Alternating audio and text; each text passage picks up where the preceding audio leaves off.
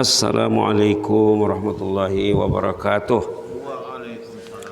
Bismillah, bismillahirrahmanirrahim. Bismillah walhamdulillah.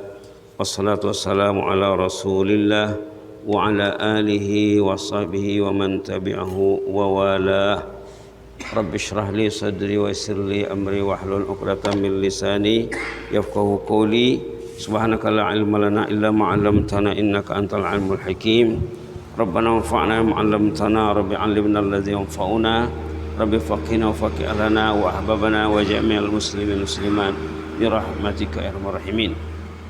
Alhamdulillah, jemaah pilihan Allah yang telah diberi Allah langkah yang ringan untuk datang ke rumahnya di pagi ini. Pagi ini kita bersama doa Nabi Ibrahim. Doa Nabi Ibrahim ayat 40 surah Ibrahim. Doanya pendek, sebaris saja. Kalau kita bisa merealisasikan doa ini, selamat hidup.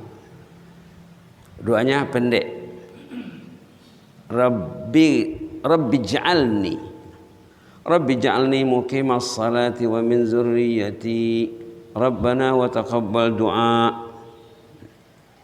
Coba kita baca. Rabbi ja'alni muqimas salati wa min zurriyyati Rabbana wa taqabbal du'a.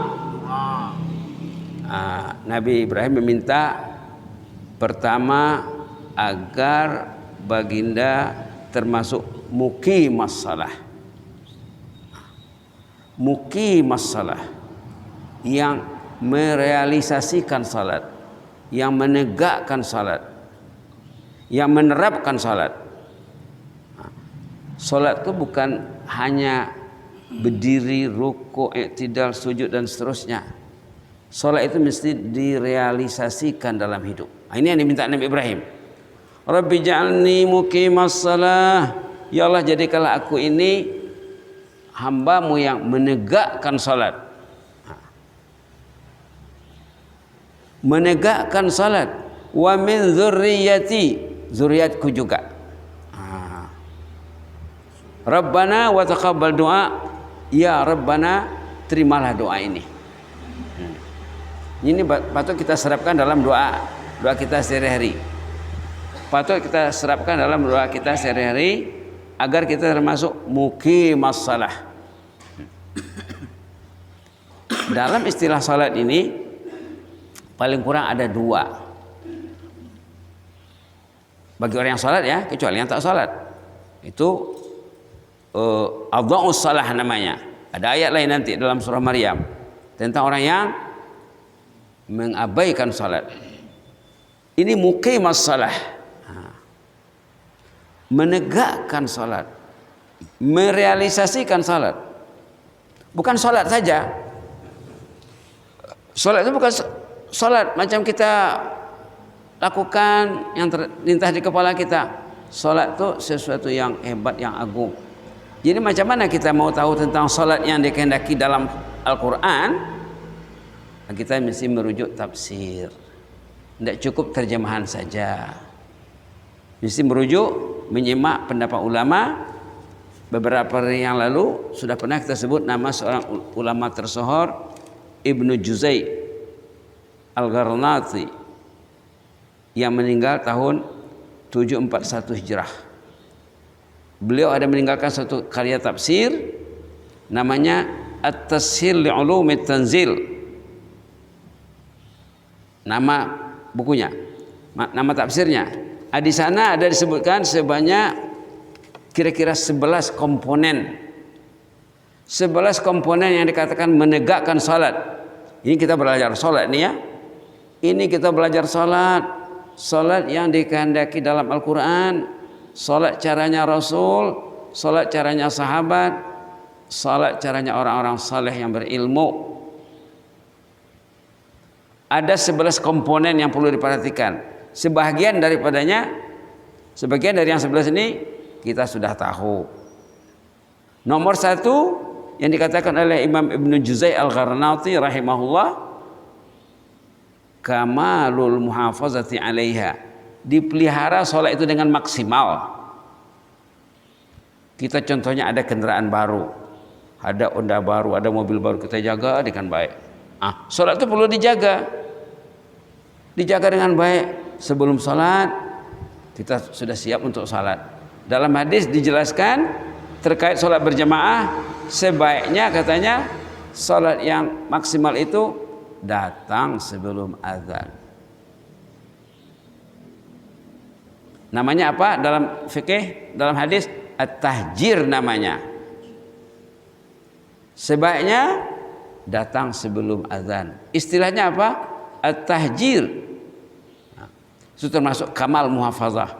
Kemudian jawab azan satu persatu. Kemudian berdoa sesudah azan. Hayati doa azan itu. Baru kita sembahyang sunat qabliyah. Sembahyang subuh, salat 2 rakaat. Subhanallah.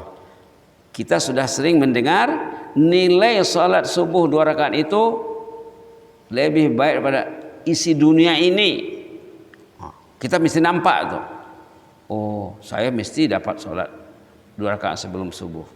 Tidak mau miss, tidak mau tercicir, tidak mau kehilangan, tidak mau ketinggalan. Sehingga ulama mengatakan kalau bapak ketinggalan sembahyang sunat sebelum subuh 2 rakaat itu, bapak boleh buat sesudah subuh. Saking pentingnya. Subhanallah. Memelihara waktunya, memelihara azan, memelihara pakaian. Kalau boleh pakaian yang terbaik yang sesuai untuk salat. Kalau perlu mandi ya mandi. Rata-rata orang mandi sebelum ke masjid ya. Kemudian memelihara waktu salat.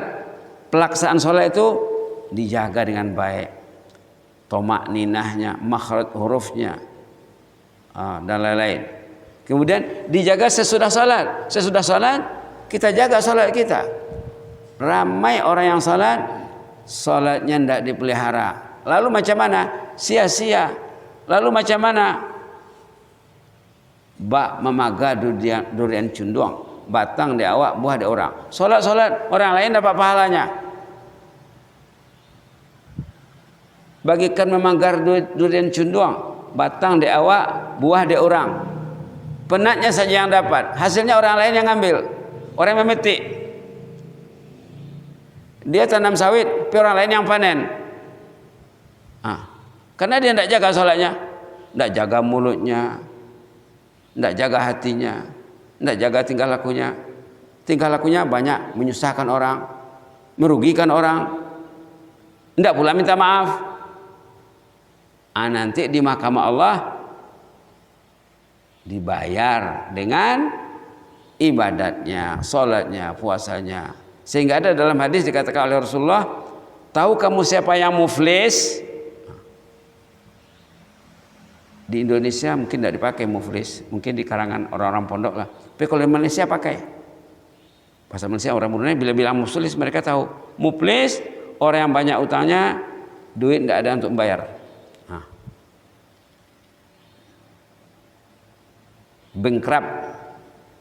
Bangkrut apa? Apa bahasa sininya apa? Banyak utangnya. Contohnya di bank, rumah kena sita, tanah kena sita, bangkrut. Kalau di Malaysia pakai bankrupt, pakai juga muflis. Bangkrut, dia sholat tapi bangkrut karena tidak dijaga sholatnya. Subhanallah. Saya pernah terjumpa seorang jemaah di Brunei. Sesudah Isya, masjid sudah kosong, orang dah keluar. Ada jemaah itu baca Quran dia. Dia baca Quran sesudah sholat Isya. Saya tanya, Pak, kita kan baru sholat, kenapa Bapak duduk lagi baca Quran? Saya takut sholat saya tadi banyak kekurangan kelemahannya. Ini mengcover, menutupi, memperbaiki kelemahan sholatku. Macam itu dia cara memperbaiki sholat, menjaga sholat. Bagi bapak itu menjaga sholat dengan banyak baca Quran. Mungkin sholat saya tadi tidak diterima Allah. banyak kelemahannya, banyak kekurangannya. Jadi bacaan Quranku ini akan bisa insya Allah menutupi kekurangan sholatku tadi. Karena memang dalam Quran, kalau kita perhatikan ayat tentang salat, kalau kita perhatikan ayat-ayat salat dalam Quran, banyak yang dikaitkan dengan tilawatul Quran. Ayat-ayat salat dalam Quran banyak yang dikaitkan tentang tilawatul Quran. Kita ambil satu contoh. Satu contoh dalam surah Fatir sebelum surah Yasin. Wallazina. Bismillahirrahmanirrahim. Bismillah walhamdulillah. Innal ladzina yatluna kitaballah wa aqamus salah wa anfaqu mimma razaqnahum sirran wa alaniyah yarjuna tijaratan lan tabur. Innal ladzina yatluna kitaballah, yatluna, orang mengaji di pondok, yatluna ini hal wal istiqbal, sekarang dan seterusnya. Artinya orang yang terus menerus membaca Quran nih. Orang yang terus menerus membaca Quran, wa aqamus salah, dia menegakkan salat. Kemudian wa anfaqu, dia rajin berinfak. Yarjuna tijaratan lan tabur, mereka yang tijarahnya, bisnisnya tidak pernah rugi. Ibadat ini ibarat bisnis, menggaleh. Yarjuna tijaratan lan tabur, bisnisnya untung terus. Apa syaratnya tadi? Tilawatul Quran, baca Quran, iqamatus salah, wa ada'uz zakah. 3. Yang jelas dikaitkan dengan tilawah. Jadi ini baru satu poinnya yang kita bicarakan, baru satu poin. Semuanya ada 11. Yang jelas nomor 1 kata Imam Ibnu Juzai Al-Gharnati rahimahullah, ulama Andalus yang lahir, yang berkiprah waktu kejayaan Islam di Eropa. Bendera Islam pernah berkibar di Eropa. Anak-anak orang barat menuntut ilmu, belajar di pusat-pusat ataupun institusi pendidikan tinggi umat Islam. Sebagaimana sekarang umat Islam pergi belajar di Eropa, dulu begitulah orang-orang Eropa belajar di pusat-pusat pendidikan tinggi umat Islam di Andalus. Katanya dalam sejarah orang Eropa dulu menulis identitas, contohnya KTP atau paspor pakai bahasa Arab. Sekarang paspor kita ada bahasa Inggris di sana. Kita minjam bahasa Inggris. Dulu orang Eropa katanya memakai bahasa Arab dalam dokumen identitasnya sebagai bahasa keilmuan, bahasa, kata orang Malaysia, tamadun, bahasa budaya. Subhanallah, subhanallah. Baik, baru satu ya. Kita ambil 2 lah hari ini. Besok lanjut kalau bisa. Jadi ada 11. Fi awqatiha, misalnya tepat waktu. Kalau azan subuh jam contohnya 4.55, hari ini jam berapa? Jam berapa azan subuh? Azan subuh hari ini jam berapa? Kalau azan subuh jam 4.55, ya sebelum azan kita sudah ada di masjid. Berangkat ke masjidnya dengan tenang, jangan tergesa-gesa, jangan, kata kalau orang Melayu bilang, gopoh gapah, jangan tergopoh-gopoh. Tepat waktunya, sekian menit sebelum azan dia sudah ada di rumah Allah, dia sudah sholat tahiyatul masjid. Sebisanya begitu ya, tepat waktu. Jangan biasakan salat. Dalam hadis tentang orang salat tepat waktu, apa kata Rasulullah dalam hadis sahih? Katanya dalam hadis sahih, siapa yang sholat tepat waktu, kehidupannya akan diurus Allah, semua hidupnya akan mudah. Siapa yang selalu telat, dalam hadis terlambat, dia akan tercicir dalam hidup ini. Dia akan tercicir, banyak keterciciran, keterlambatan, kegagalan, kerugian yang dihadapi umat Islam lantaran apa? Tidak mengambil berat waktu salat. Nauzubillah, nauzubillah. Umar bin Khattab sebagai ketua negara, kepala negara, sebagai khalifah pernah menulis memo instruksi kepada, sebagai kepala negara pernah menulis memorandum instruksi kepada gubernur-gubernur. Apa ditulisnya? Yang paling penting bagiku, katanya, bagi kepala negara, yang paling penting bagi saya, jaga salat. Lupa Pak RT ini. Jaga salat kalian dengan baik.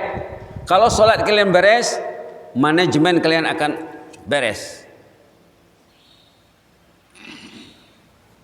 Ketua negara Khalifah Umar pernah menulis instruksi kepada gubernur-gubernur. Apa isinya? Jaga sholat dengan baik, pelihara sholat dengan baik. Kalau kamu jaga sholat dengan baik, urusan lain akan beres. Kalau sholat tidak dijaga, yang lain akan kucar kacir. Subhanallah. Sesuai dengan hadis tadi. Sesuai dengan hadis tadi. Hadis mengatakan, jagalah sholat dengan baik, urusan kamu akan baik semuanya. Jadi banyak masalah kehidupan kita yang tak beres, yang tak teratur, gara-gara sholatnya tidak maksimal. Tidak belajar sholat pun, dia belajar rukun-rukun sholat saja. Sholat dalam buku tafsir dia tidak belajar. Nak memaham sholat dalam Quran, mesti baca tafsir.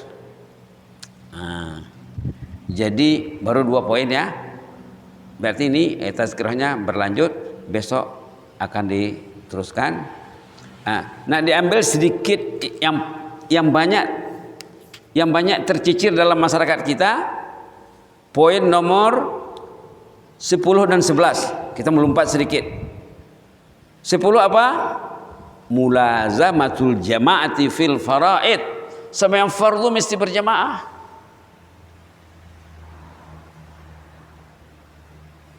Sembahyang fardu mesti berjamaah. Nabi Muhammad tidak pernah tinggal sholat fardu berjamaah. Sahabat tidak tinggal. Ini yang tidak ada dalam masyarakat kita. Orang kita pikir dia sholat, dah sholat. Itu tidak sholat. Itu sholat cara dia. Sholat cara Rasul, sholat menurut ulama tafsir, sholat fardu berjamaah. Ada ulama, ramai ulama mengatakan sholat fardu itu wajib. Kita yang ambil pendapat yang mengatakan sunat saja, sunat muakkad saja. Ramai ulama mengatakan sholat fardu itu wajib.